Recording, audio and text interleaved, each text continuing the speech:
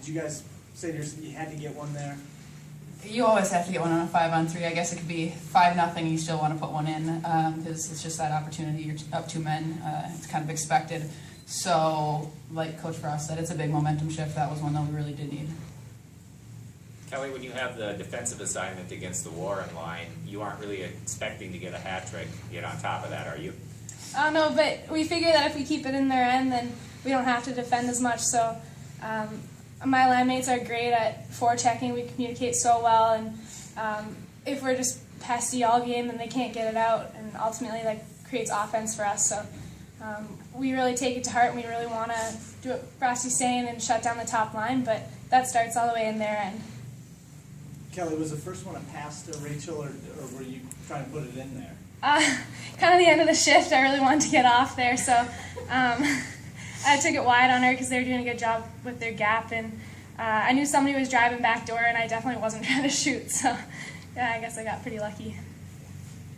Kelly, have you kind of talked about kind of what happened for you guys as freshmen coming in and the quarterfinals against BU? Is that a theme that you guys brought into this week as well?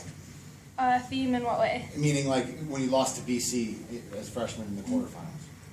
Oh, well, like I said, I guess we just really want to step it up for these big games, and our competitive edge just takes over, and we have our whole team flying whenever we play like this. So that 1 year, freshman year, is definitely something we don't want to relive, and we've done a great job of avoiding that.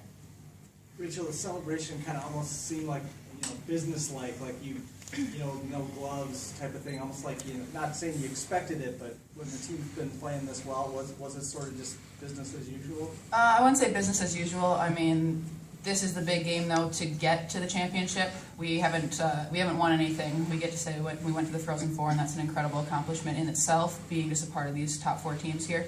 But we haven't won yet, so hopefully next weekend we'll be throwing the gloves. Rachel, was it scary in the first when Bailey went down? She's kind of a rock back there, and a little different having her out. Yeah, it's a little terrifying for me to lose my D partner. Bailey's absolutely fantastic, and really is just such a great leader for all of us defensemen on and off the ice, that when she's missing from the bench, it's definitely noticed. But I think everybody did a really great job stepping up and filling her shoes, especially our younger defenseman who had to take her place.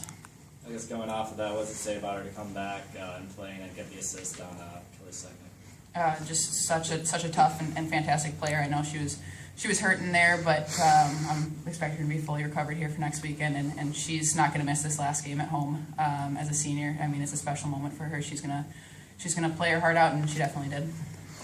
Greg, can you talk about how Kelly's game has evolved and the kind of season she's had this year? Well, the season she's had is remarkable. I mean, anybody who walks into the building notices Kelly Terry the second she steps on the ice. If you gotta make sure you're watching because she goes so fast. But relentless offensively, relentless defensively, always on the puck. Our best penalty killer. Kelly was the same her freshman year in a sense, but didn't have a whole lot of finish to her game. And this year she's taken her game to another level offensively. And good players get breaks every once in a while. She got a couple tonight, but I don't think anybody's complaining about it. Kelly and Rachel, did your experience earlier in the week out in D.C. sort of, not that you really needed any more motivation going for your third consecutive national championship, but did that sort of want to get you guys to double down and really get back in gear and make sure you got back to that same place again? Out in D.C. was a fantastic opportunity, but I'd actually say that we really wanted to maybe move on from that, and coaches did a great job making us refocus in practice this week, because that was last season, and this season we have a whole new team and the same goals, but it's definitely important for us to focus on what we have coming up. That being said, I think some of our freshmen looked at it as quite a goal that they wanted to follow in our footsteps, so I'd say yes and no on that one. Kelly, what can you say kind of about your last game here and the crowd and what it must have felt like? Oh, geez, it's going to make me cry here. It is just a pleasure to play at Ritter Arena every game. We've got such great support. I definitely wanted to make this a win for our team, and my roommates are all seniors, and we're all talking about how amazing our experience has been, and this is just a cherry on top of our fantastic career. Coach, what was the biggest difference you saw in BU from a year ago? Just not quite as deep, I think, is probably the biggest thing. And I mean, we're real deep up front this year, and so we knew with last change we could get the matchups that we wanted. Their first line is very scary, as it was last year. You had Poulan to the mix, and one of the best players in the world. So I think the biggest thing is probably just the depth. And they had a couple key injuries with Doyle and Totino earlier this year. Doyle probably would have been their best defenseman, and Totino would have been their top line. So we've been fortunate that way without the injuries, but for them, I think it probably ended up catching up with them. Brad, how did you think your young players handled their first elimination game? Pretty good. I think we talked afterwards, in these big games, you just have to do the little things, and whether that's stopping on pucks or winning those key battles at the red line, getting things deep or getting it out. But I thought overall they handled themselves well, and it's good experience for them going out to the Frozen Four as well.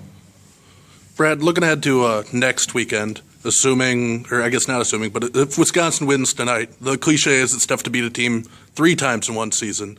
That'll be your 5th game against the Badgers out in Connecticut. Any concerns, any worries going into that game? Obviously, you know their game plan, they know yours. It's just going to be talent versus talent. Yeah, I mean, regardless of who we play, they're going to be real good. We know Wisconsin a lot better than we know Harvard, but I think that'll be a great game there tonight. And the last couple of years to get to the Frozen Four, we played North Dakota 6 times each. So, it doesn't matter who we play. We need to play at our best, and whether it's Harvard or Wisconsin, they can both beat us if we don't play extremely well. What did BU do on their penalty kill? Was it successful? Yeah, they blocked a lot of shots first and foremost. I mean, we attempted over 85 shots, I think, and still got 9 on net through our power plays. But they just did a good job clogging things up. So many pucks ramped off sticks and out of play, and then they were appropriately aggressive when they needed to be. But that was probably one of the better kills that we saw this year. Do we have any more questions? Okay. Coach,